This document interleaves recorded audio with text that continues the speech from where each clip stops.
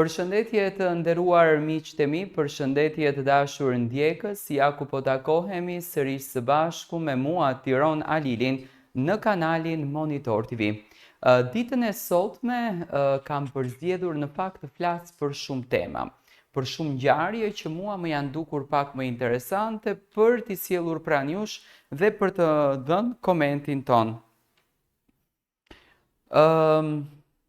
Dashurit janë të bukura në të gjitha format e tyre, sido që të vinë ato, qoftë shumë të pranishme të publiku, apo më pak të pranishme, apo hiç të pranishme, flasim për dashurit e personazheve publik, ato përsëri kanë një lloj emocioni, përsëri kanë një lloj bukurie, një lloj energjie interesante që të tërheq gjatë gjithë kohës kur po i shikon këtë dashuri fantastike. Dhe pikërisht do të flas për një dashuri që u ndërtua brenda 4 mureve, një dashuri që na sjellën çdo ditë pikpyetje dhe shumë pyetje. Unë kam shkruar një histori dashurie, dhe me thënë, le të themi, këtë gjën e bukur e kam shndruar në një prall, ashtu siç ne e pam, ashtu siç sytë tanë e studiojnë, dhe ashtu siç ne mundohemi që çdo ditë me kërkesën tonë, me analizën tonë, me hulumtimin që ne bëjmë, të nxjerrim qoftë edhe një detaj më të rëndësishëm për të konfirmuar marrëdhënien e këtij çifti.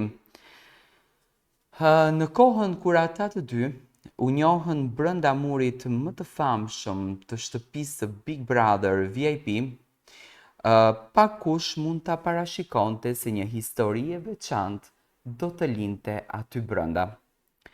Mes kamerave dhe syve të miliona njerëzve, Egli Tako, me energjinë e saj të zjarrt, shkathësinë dhe shpirtin e hapur, dhe Gjesti, i njohur për njeriu i cili gjithmonë ujë nuk e lë me një vend.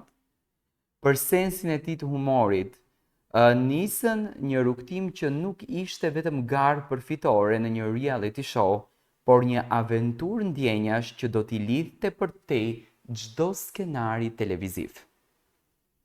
Do me thënë, do t'i lidhte përtej çdo skenari televiziv.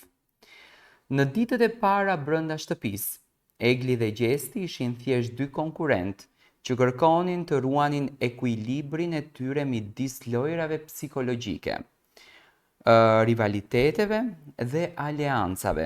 Megjithatë, diçka e veçantë nisi të krijohej mes tyre, një lidhje që nuk shprehej me fjalë, por me vështrime të heshtura, me përkujdesje të mëdha që shpesh mbeteshin pa u vënë re nga ato të dy, por viheshin në sy nga të gjithë banorët e tjerë.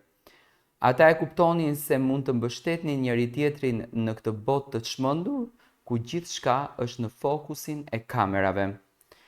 Gjesti me natyrën e tij të qetë ishte gjithmonë pranë Eglit, duke e mbrojtur në momente të vështira dhe duke i dhënë asaj një qetësi që mungonte në atë botë të trazuar.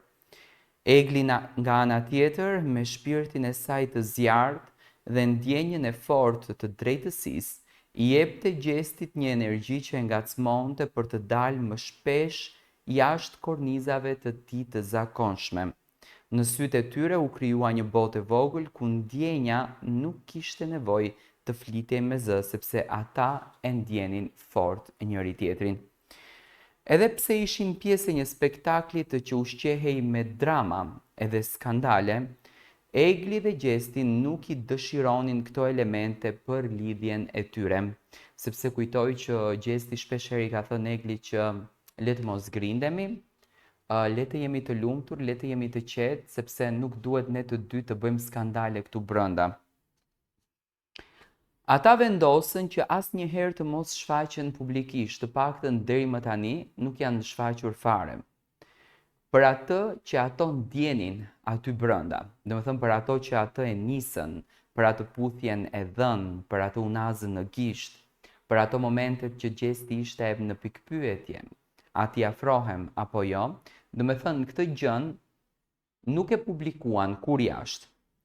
Nuk postuan asnjë foto së bashku në rrjetet sociale. nuk dhan asnjë deklaratë që do të hidhte dridhje në publik, por deklarata ishin të kapshme që çifti është bashk. Kanë qenë deklarata shumë të thjeshta, shumë të pakta, por duke mos patur asnjë gjë tjetër, si s'ta themi si dëshmi, publiku edhe këto deklaratat i kishte si të mjaftueshme.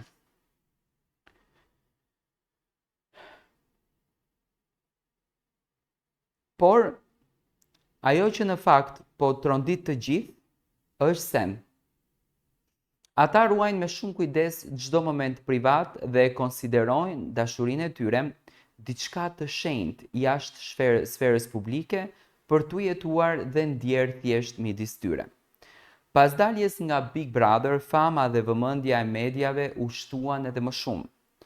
Edhe me to erdhën edhe spekulimet e pafundme. Çdo fotografi ku ata shfaqeshin në të njëjtin vend, çdo video ku kapeshin në biseda të ngrohta, u kthyen në shkrime dhe lajme që përpiqeshin të zbulojnë lidhjen e fshehtë. Por Egli dhe Gjesti vazhdojnë të jenë të heshtur dhe diskret, duke mos bërë asnjë hap të gabuar më tej për publikun. Ata kalojnë shumë kohë, shumë kohë kalojnë dhe me punën dhe me projektet, por asnjëherë nuk i shohim bashk. Udhëtime të përbashkëta nuk ka në vende të ndryshme, koncerte momentalisht nuk ka të dyve, festa private gjithmonë kanë qenë vetëm, por për shembull në Gjermani Gjesti është parë që ka qenë gjithmonë i fokusuar tek Egli. Ku çdo moment është në shënjestër.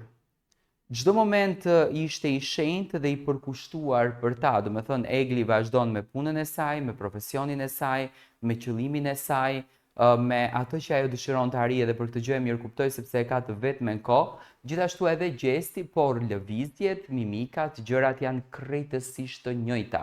Lëvizjet nga A-ja tek Z-ja janë të njëjta dhe ne gjithmonë kemi qenë të përqendruar në këtë pjesën.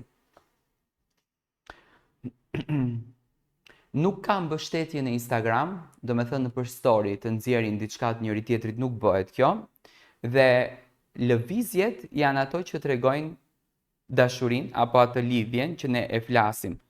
Pavarësisht që nuk dajnë imazhe apo video së bashku, sjelljet e tyre flasin shumë.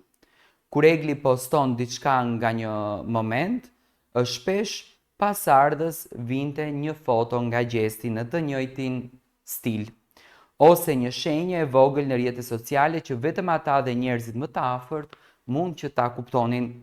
Kjo lojë e fshehtësisë dhe zbulesës së ndërsjellë krijoi një tension të bukur dhe të fortë që i lidhte edhe më shumë ato të dy, por mban në ankth të gjithë publikun.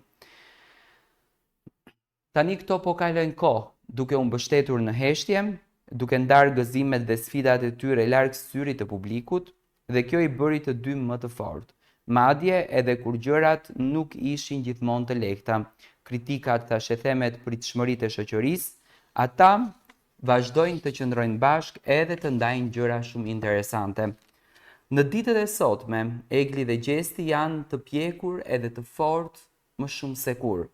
Ata vazhdojnë të kenë karrierat e tyre, të ndjekin ëndrat dhe të gëzojnë suksesin, por gjithmonë me një kujdes të veçantë për jetën e tyre private. Ata janë të lidhur me një dashuri të thjeshtë, larg zhurmës dhe rrjeteve sociale, një lidhje që nuk ka nevojë të promovohet me foto apo postime, por që të vërtetohet përmes çdo sjellje të vogël, çdo takimi, çdo mesazhi të fshehtë që ata mund të shkëmbejnë. Tani çuditërisht ka një gjë, dua pak të ndaloj te kjo.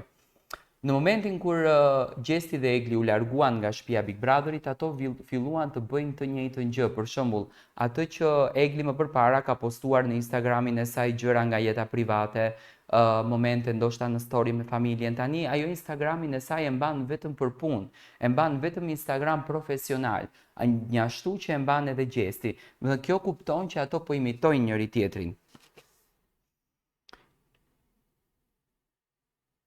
Por, me sa koha kalon, ato duket që po fillojnë të ndërtojnë një besim shumë të thellë tek vetja e tyre pikë së pari, pastaj tek publiku. Unë shpresoj që çifti të mos na lodh më, të nxjerrë një fotografi, një moment që edhe publiku do me thënë të merr atë që meriton dhe ne të flasim për një dashuri e cila sot, siç duket, do të bën namin nga që i gjithë populli shqiptar dëshiron që Gjestin edhe Eglin ta shikojnë bashkë. Por, deri më tani, do me thënë nuk kemi asë një lloj detaji për post lëvizjeve të vogla që çifti mund të konfirmoj marrëdhënien e tyre apo mund të bindë publikun që janë bashkë, por lëvizjet dhe informacionet sigurojnë që ato janë bashkë. Nga ana tjetër, Gjesti dhe Egli kanë zgjedhur këtë mekanizëm të marketingut për të qëndruar sa më gjatë në skenë, se sa më shumë kureshtje të ketë, aq më shumë fama e tyre rritet dhe normal shtohet interesi.